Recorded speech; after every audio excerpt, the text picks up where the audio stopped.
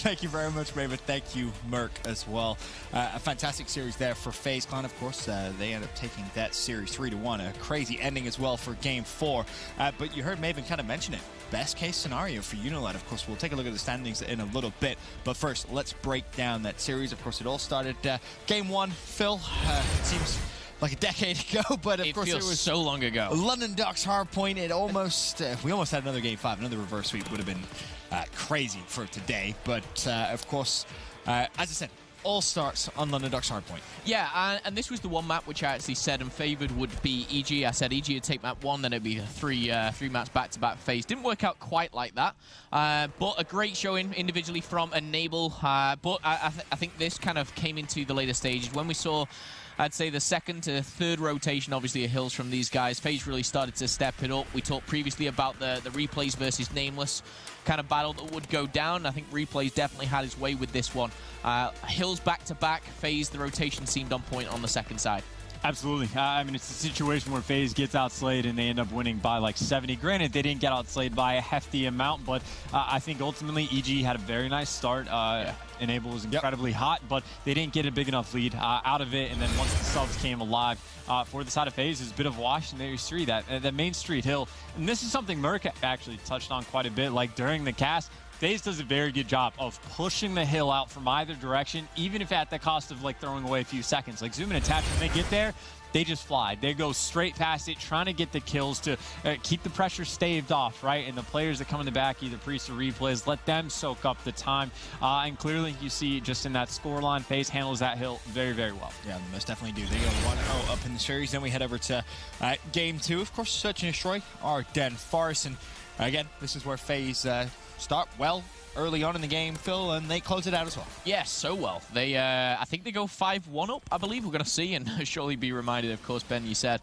It does feel like a long time ago, but FaZe started very, very hot, and this is where they were, I think, 4-0 or 4-1 up, and you thought, oh, wow, this is going to be a 3-0, this is going to be a bit of a stomping, and what I did like to see was EG getting back into it. They adapted maybe a little bit too late, but they started to kind of almost read what FaZe were doing. Yes, it was 5-1, as you can see by the scoreline, and I think it ends after a few more rounds go in favor of EG.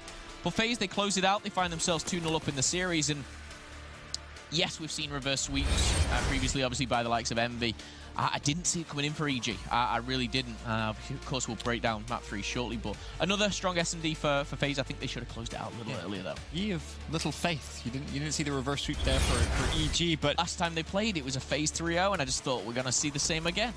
All right, well, fair enough. Of course, yes, we do go to the Arnhem Forest, and this is where EG shows some signs of life, at least. And I was 100% positive it was going to go down exactly as it did. I predicted Priest is going to start 3-11, and I was like, yeah, EG's got this one in the bag. Going to be a close game, but sometimes the predictions are just too good. But yeah, overall, Evil Geniuses played it incredibly well. They played the bad side, actually. Well, you say bad side, it's unfavorable, only by a very small margin, and they handled it very well. They got their lead from there, and at that point, you just have to keep the game under wraps. You get some streaks on your side, and you can kind of comfortably win that second side as well. FaZe tried to make things interesting, but EG just continually pouring on the pressure, even when they had the advantage. They never got caught turtling in their base. So, yeah, they handled it incredibly well. Enable had himself another very good game in the respawns. He has absolutely been the best player for Evil Geniuses. He's been very, very consistent with the sub, with an AR. The man's been playing like a beast, even with a weird hat. Obviously, you heard some of the EG players talk about that role swap. Of course, Enable definitely feeling more comfortable, it seems. But obviously, at this point, EG trying to make that comeback. We then head over to Game 4. The St. Clair do more hard point, and this one, Phil, ended in pretty crazy fashion, to be honest with you. It looked for a moment as if EG were going to be able to do the unthinkable. Yeah, I love St. Marie because of this. Because Parking Lot is a hill where you can really swing a game, and Winery, obviously, where you can build a lot of streaks.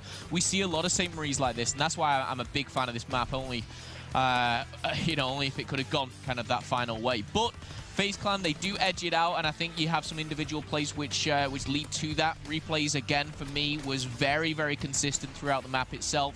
No flashy plays. Priester, my guy, kind of stepped up towards the end as well. 36 and 23, great all round.